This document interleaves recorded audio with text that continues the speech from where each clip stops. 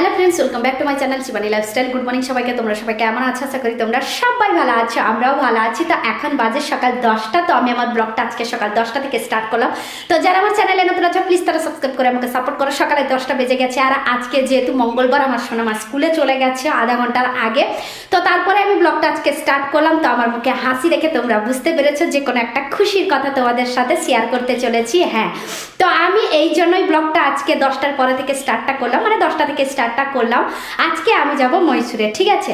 তো ওখান থেকে মানে কাজে থেকে আমার ভাই আসবে কিংবা আমার বর আসবে, এখনো আমি ডিসাইড করতে পারিনি যে কে আসবে, ঠিক আছে? কিন্তু আসবে মাস্ট, ঠিক আছে?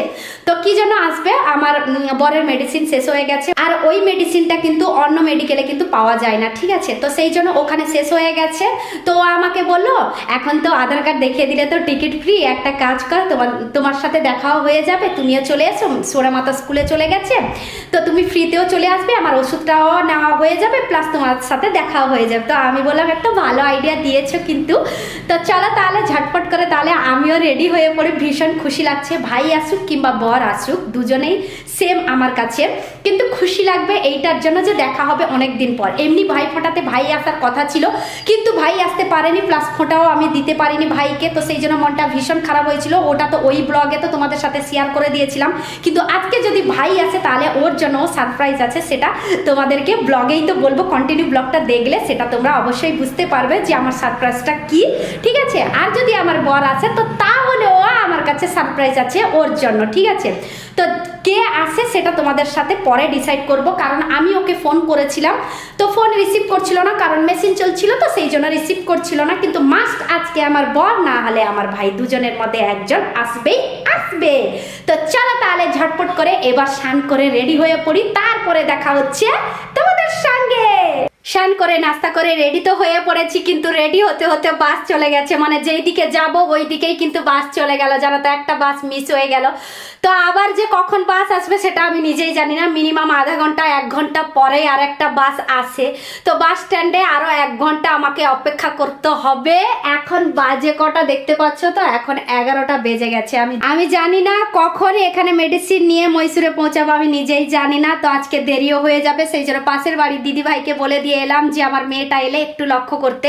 তো ও বলে ঠিক আছে, তুমি টেনশন করো না, আরামসে যাও, আরামসে চলে এসো, আমি তোমার মেয়েকে লক্ষ্য করবো। তো থ্যাংক ইউ বলে এলাম।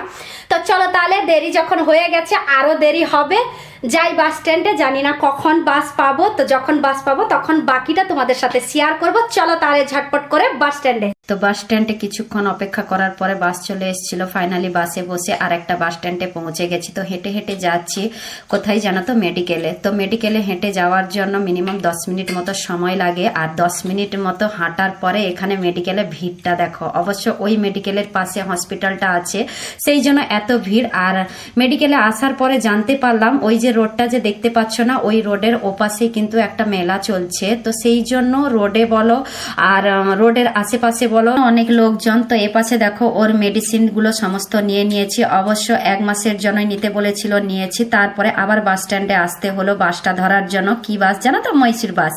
তো ফাইনালি মহীশূর বাসেও বসে পড়েছি, ওষুধ নিয়ে নিয়েছি, আর টিকিটটাও কাটা হয়ে গেছে। এই দেখো ভীষণ গরম লাগছিল, জানি না কখন ছাড়বে। তো 10 মিনিট মতো বসার পরে বাসের ভিতরে, তারপরেই বাসটা ছেড়ে দিয়েছে। তো জানলার পাশেও বসতে পারিনি, জানো তো?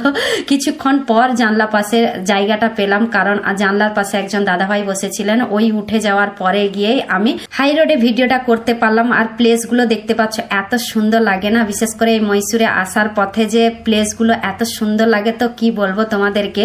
তো ফাইনালি মহীশূরে তো পৌঁছে গেছি, কিন্তু যে মানুষটার সঙ্গে যে দেখা করব ওকে খুঁজে খুঁজে পাচ্ছি না। তো ফাইনালি কে এসেছে জানো তো আমার সাথে দেখা করতে? বলছি 1 2 3।